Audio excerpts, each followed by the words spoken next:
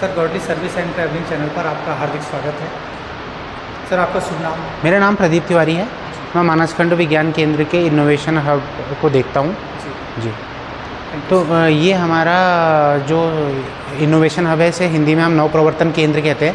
तो इस नवप्रवर्तन केंद्र में विभिन्न सेक्शंस हैं, जैसा आप देख भी रहे हैं। जैसे केमिस्ट्री का सेक्शन है, एक बायोलॉजी का सेक्शन है, एक फिजिक्स का सेक्शन है, फिर उस तरफ एक इलेक्ट्रॉनिक्स का सेक्शन है, एक रोबोटिक्स का सेक्शन है, एक तोड़-फोड़ जोड़ है और एक मैकेनिकल फैब्रिकेशन फैसिलिटी है। तो इतना पार्ट हमारे हैं। उसके अलावा हमारे पास कंप्यूटर का जो है बहुत सारे डेस्कटॉप भी हैं, कुछ डेस्कटॉप्स भी हैं, जिसमें हम बच्चों को जो है सॉफ्टवेयर, कोडिंग, एआई, इन सब की जानकारी देते हैं। और इस जो नवप्रवर्तन केंद्र का मुख्य उद्देश्य है, इसका उद्देश्य ये है कि बच्चों में वैज्ञानिक सोच पैदा हो। बच्चे जो हैं वो विज्ञान से भागे नहीं, खेल खेल में जैसे विज्ञान होता है उसको करें। और जो कुछ लोग ऐसे हैं जिनका विज्ञान छूट जाता है, जैसे वो जॉब कर रहे हैं या रिटायर हो गए, उनकी विज्ञान में अगर रुचि है, अगर उनकी विज्ञान में रुचि है तो वो यहाँ आकर फिर से विज्ञान से जुड़ सकते हैं। हमारे पास ये हमारी मैकेनिकल फैब्रिकेशन फैसिलिटी है। तो इस मैकेनिकल फैब्रिकेशन फैसिलिटी में हमारे पास एक ग्राइंडर रखा हुआ है। ये ग्राइंडर, जैसे हमारे पास मैकेनिकल के इक्विपमेंट्स और मैकेनिकल के टूल्स बहुत सारे रखे हुए हैं। कुछ टूल्स जो है हाथ से चलते हैं और कुछ जो है इस तरह की मशीनें रखी हुई हैं। जैसे ये ग्राइंडर है, ये ग्राइंडर नॉर्मली आप लोगों ने देखा होगा, जैसे हमारे घर की जब सीजर जो है वो ब्लंट हो जाती है तो उसकी एज को शार्प करने के लिए ग्राइंडर का यूज़ करते हैं। तो हम इसको ऑन करेंगे और इसमें जो विभिन्न प्रकार के टूल हैं तो उनमें ये ऐसे काम आता है। लेकिन बच्चे जैसे कोई प्रोडक्ट बनाएंगे तो उसकी जब सरफेस फिनिशिंग वो करेंगे, जैसे प्रोडक्ट एक तो बनाना हो गया, काट के बनाया, वेल्डिंग करके बनाया, या उसके बाद उसको फोर्जिंग करके बनाया, किसी भी प्रोसेस से हम बना सकते हैं। और उसके बाद जो है इससे जो है हम उसकी सरफेस फिनिशिंग करेंगे। तो ऐसे ही करके हमारे पास वहाँ पे ड्रिलिंग मशीन लगी हुई है। फिर वैसे ही वो बड़ी ड्रिलिंग मशीन है, ऐसी हमारे पास वेल्डिंग मशीन भी है। इसको हम वाइस बोलते हैं, वाइस। तो इन वाइसेस में जैसे आप इसको खोलेंगे, इसको इस तरह से खोल के इसको इसमें कोई भी पीस फंसा के उसकी कटिंग हो सकती है। कटिंग के लिए हम सॉस का यूज़ करेंगे, ब्लेड्स का यूज़ करेंगे। ये हमारा 3D प्रिंटर है। तो 3D प्रिंटर में हम जैसे कोई ऑब्जेक्ट को बनाना है, जैसे देखिए मटेरियल इसका ये है, ये मटेरियल है, ये ब्लू कलर का मटेरियल इसमें यहाँ जा रहा है। हम 3D प्रिंटर को इस तरह से ऑन करते हैं। यहाँ से इस 3D प्रिंटर को यहाँ से ऑन किया और थोड़ी देर बाद जब इसका टेम्परेचर जो है, जो कि वायर है, ये वायर जो है इस समय सॉलिड फॉर्म में है। लेकिन इसके अगर इससे अगर कोई चीज़ बनानी है, जैसे ये प्रोडक्ट इसी से बना है, ये इसी से बना है, ये सारी चीज़ें जो हैं इसी से बनी हैं। तो ये क्या किया, यहाँ पे ड्रॉ करेगा, जैसे पेंसिल ड्रॉ करती है वैसे पेंसिल की तरह ये ड्रॉ कर देगा।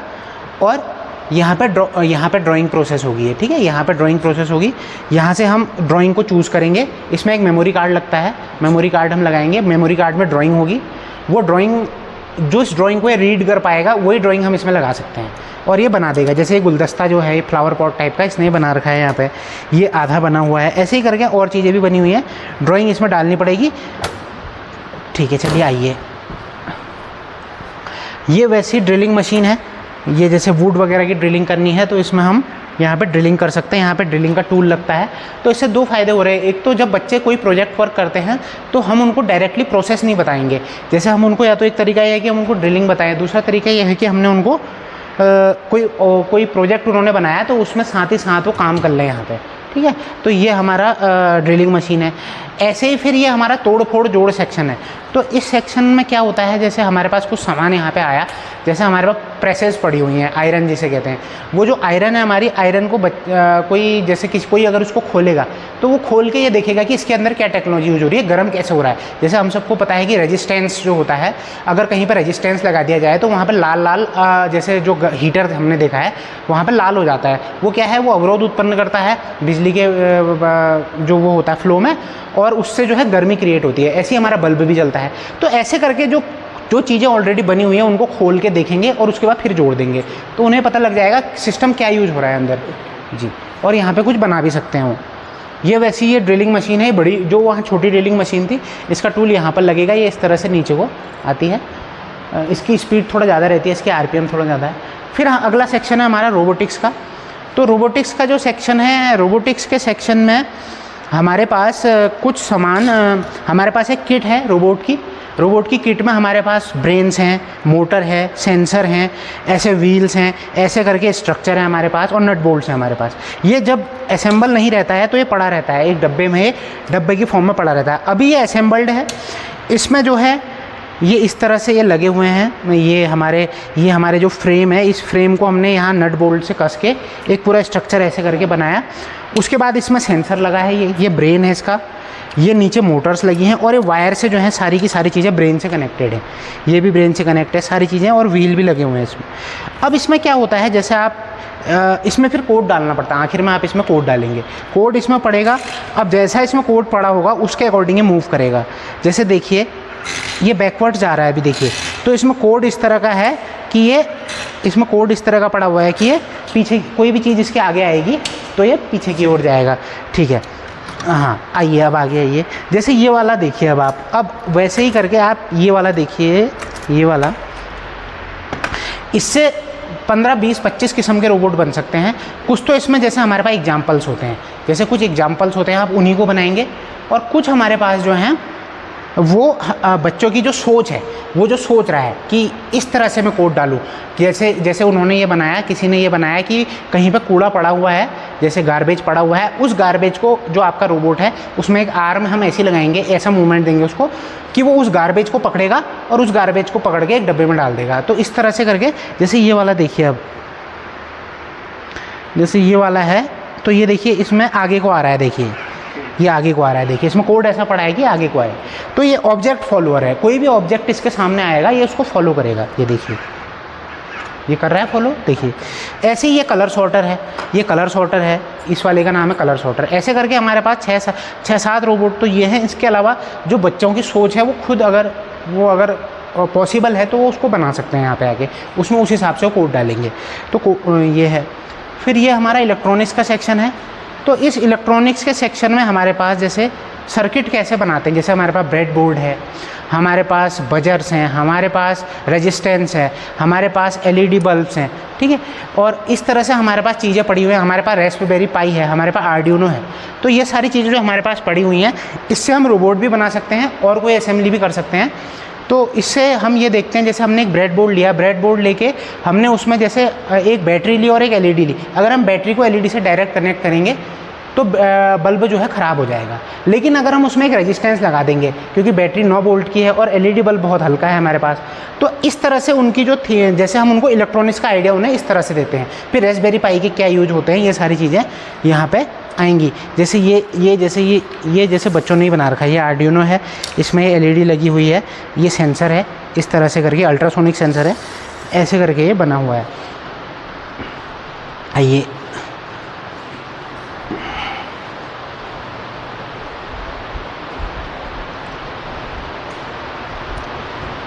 फिर जैसे हमारे पास कुछ चीज़ें ऐसी हैं, जैसे कि हम काम कैसे करते हैं, जैसे कुछ बेसिक फिजिक्स की चीज़ें हमारे पास पड़ी हुई हैं, कुछ इनोवेटिव मॉडल्स यहाँ पे बना के रखे हुए हैं। जैसे ये देखिए ये पेंसिल है, ये पेंसिलों को चिपका रखा है और उसके बाद इस पेंसिल में से खड़ा कर रखा है। अब ये गिर नहीं रही है, देखिए पेंसिल अटकी हुई है, गिर नहीं रही है। इसके नहीं गिरने का क्या रीज़न है, हम इसको थोड़ा बहुत हिलाते भी हैं तब भी ये नहीं गिरती है। इसका कारण यह है कि जब तक इसका सेंटर ऑफ ग्रेविटी इसके बेस के अंदर रहेगा तब तक ये नहीं गिरेगी। जैसे ही सेंटर ऑफ ग्रेविटी बेस के बाहर जाएगा ये गिर जाएगी, देखिए ये। तो इसका नाम हमने रखा डांसिंग पेंसिल। देखिए गिर नहीं रही है ये, क्योंकि इसका हमने देखिए ना बेस ज़्यादा है, बेस ज़्यादा होने की वजह से ये नहीं गिर रही है। ऐसे ही जैसे ये लेविटेटिंग पेंसिल है, इसमें क्या है देखिए पेंसिल खड़ी है, ये भी पेंसिल नहीं गिर रही है। इसमें क्या है 2 मैग्नेट लगे हुए हैं, एक मैग्नेट नीचे लगा है, दूसरा मैग्नेट ऊपर लगा है। तो उस वजह से जो फोर्स है, इस वजह से ये बैलेंस है और ये गिर नहीं रहा है। स्टैटिक इक्विलिब्रियम है ये, ठीक है। ये जैसे हमारे पास कुछ बेसिक फिजिक्स के एपरेटस पड़े हुए हैं, ठीक है, बहुत सारे। और उसके अलावा जैसे ये वोर्टेक्स बना हुआ रखा हुआ है, इसमें क्या करते हैं हम, आप हमारे जो नीचे फन साइंस की गैलरी है उसमें भी एक वोर्टेक्स है, उसमें आप हाथ को ऐसे ऐसे घुमाएंगे, पानी जो है नीचे को जाता है। तो वही वोर्टेक्स को हमने ये ऐसे करके बना लिया। 2 बोतलें हैं, इन 2 बोतलों में हमने होल किया और इसके बाद इसको चिपका दिया ऐसे करके। इसमें हम पानी भरेंगे, तो अगर हम पानी को ऐसे ऐसे करके हिलाएंगे तो पानी उसी तरह से मूव करेगा जैसे वहाँ नीचे बड़े वोर्टेक्स में कर रहा है। तो इसमें हमने इस तरह से ये होल करे हैं इनमें, और इसके बाद इसे चिपका दिया, ऐसे पानी भर के चिपका दिया गया इसमें जैसे आपने एक इसमें पानी भर दिया और उसके बाद इसको जो है फिक्स कर दिया इसमें। ऐसे ही ये हुक्स लॉ का एपरेटस है, जैसे जो ये हुक्स लॉ का एपरेटस है, जैसे जैसे ये देखिए, जैसे जैसे ये इसमें से मैं लोड निकाल रहा हूँ, इसमें से मैं ये लोड कम कर रहा हूँ, तो स्प्रिंग लगा हुआ है ऊपर, स्प्रिंग में खिंचाव कम हो गया। देखिए देखिए स्प्रिंग में, अभी स्प्रिंग लंबा था, अभी खिंचाव कम हो गया। अब मैं इसमें लोड बढ़ाऊंगा, अभी इसमें और वेट निकल सकते हैं, इसमें 2 वेट और हैं। देखिए एक वेट मैंने और निकाल दिया इसमें से, ठीक है, और कम हो गया है। देखिए, और मैं अगर इसमें वेट बढ़ा दूंगा, देखिए मैंने वेट बढ़ा दिया, तो ये फिर से 20-20 ग्राम के वेट है, देखिए नीचे आ गया। तो इसमें क्या हम क्या बता रहे हैं कि जितना आप फोर्स लगाएंगे, जितना ज़्यादा लोड लगेगा नीचे को, उतना ही ज़्यादा स्प्रिंग जो है इलोंगेट होगा, ठीक है, फोर्स के प्रोपोर्शनल होगा ये इलोंगेशन। तो ये हम दिखा रहे हैं इसमें। तो ऐसे करके हमारे यहाँ ये सारी चीज़ें लगी हुई हैं जो कि बेसिक फिजिक्स को बताती हैं। उसके अलावा जैसे हमारे पास कॉनकेव लेंस रखा हुआ है, कॉन्वेक्स लेंस रखा हुआ है, हमारे पास बहुत सारे कंपास रखे हुए हैं, हमारे पास मैग्नेट्स रखे हुए हैं। तो ये सारी चीज़ें जैसे जोड़ के बच्चे जैसे स्पीकर बना सकते हैं, वायर रखा हुआ है, कॉपर की वायर रखी हुई है हमारे पास, तो बच्चे जैसे उससे स्पीकर बना सकते हैं, मोटर बना सकते हैं उससे, या उससे बहुत सारी चीज़ें उनसे बनाई जा सकती हैं स्पीकर। जैसे लेंस हमारे पास पड़े हुए हैं, तो लेंस से हम जैसे ये हमारा टेलीस्कोप या माइक्रोस्कोप छोटे लेवल का, जैसा बच्चे जो है इनोवेटिव प्रोडक्ट्स जिसे हम कहते हैं, इनोवेटिव प्रोडक्ट्स यहाँ पे आके बना सकते हैं। ये तरह की चीज़ें रखी हुई हैं। फिर उसके बाद ये बायोलॉजी का सेक्शन है। इस बायोलॉजी के सेक्शन में हमारे पास जैसे ये आप देख रहे हैं माइक्रोस्कोप रखे हुए हैं, ये नॉर्मल माइक्रोस्कोप हैं। फिर इसके बाद हमारे पास ये इलेक्ट्रिक माइक्रोस्कोप है। तो इलेक्ट्रिक माइक्रोस्कोप में जैसे बच्चों को स्लाइड्स देखनी है, जैसे कोई स्लाइड उनके पास अवेलेबल है या हमारे पास अवेलेबल है, वो इसमें देख सकते हैं। यहाँ पे ये कुछ मॉडल्स रखे हुए हैं, जैसे सिल्क मोथ का, स्टार फिश का, कॉकरोच का, जेली फिश का, ये सारे मॉडल्स भी यहाँ पे डिस्प्ले के लिए रखे हुए हैं। फिर जैसे कुछ बायोटेक का किसी को काम करना है, जैसे बैक्टीरिया की ग्रोथ वगैरह देखनी है, तो इसमें कोई चीज़ को रखेंगे और उसके बाद किस तरह से वो किस टेम्परेचर पे उसका कैसा बिहेवियर है, ये सारी चीज़ें जो है इसमें देख सकते हैं। ये इलेक्ट्रिक माइक्रोस्कोप है, ये वाला इस तरह से ये ऑन हो गया, देखिए। तो इसमें जैसे यहाँ पर स्लाइड रख के यहाँ से वो देख सकते हैं कि क्या चल रहा है इसमें।